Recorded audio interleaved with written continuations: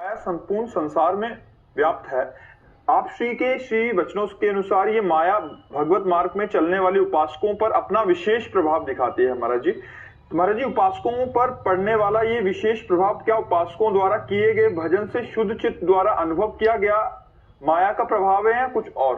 क्या जानना चाहते हैं? भगवान, मैं जानना चाहता हूँ कि ये माया जो उपासकों द्वारा किए गए भजन से जो चित्त शुद्ध होता है, तो ये अनुभव में आती है या कोई कह रहे हैं कि जैसे उपासकों का हृदय शुद्ध हो जाता है तो उनको विशेष अनुभव में आता है। हाँ, विशेष। जैसे पीठ में तिनका गिरे तो समझ में नहीं आता, लेकिन आंख में गिरे छोटा सा तो बहुत बड़ा समझ में आएगा ना।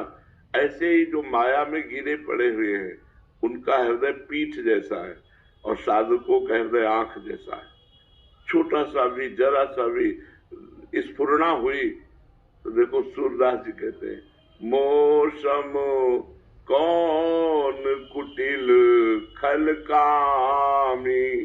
कितने बड़े संत हैं, इतने महान हैं, और कह रहे मेरे समान तो संसार में कोई कुटिल खल कामी है ही नहीं। आंख जैसी हृदय की स्थिति, आंख में जरा सा किनका पड़ा बहुत भारी दर्द होगा, पीठ में इतना बड़ा किनका पड़ जाए तिनका तो कोई फर्क नहीं पड़ता है। बोले मोसम कौन कुटिल खल कामी, मेरे समान कुटिल खल कामी कौन है। तुलसीदास जी कह रहे, जो मैं अपने अवगुण कहूं बाढ़े कथा पार नहीं लाऊं। जो मैं अपने दोषों का वर्णन करूं तो कथा बढ़ जाएगी। दोषों का इतना भंडार भरा है कि भगवान की कथा रुक जाएगी, हमारे दोषों की कथा चल पड़ेगी। तो जो महान हृदय होता है, जो साधक होता है, जो संत होते हैं, जरा सा भी दोष उनको पहाड़ जैसा लगता है, और जो माया में फंसे हुए लोग हैं पहाड़ जैसा दोष उनको लगता ही नहीं कि दोष है।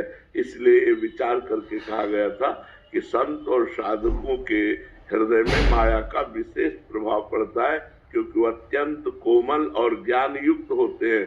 तो थोड़े भी दोष को बड़ा करके मानते हैं, महान हाहाकार मच जाता है अगर थोड़ा भी दोष आता है। और अज्ञानी का हृदय दोष युक्त तो है ही, उसको तो जरा सा गुण हुआ तो अभिमान से फूल जाता है, वो दोष युक्त हृदय होता है।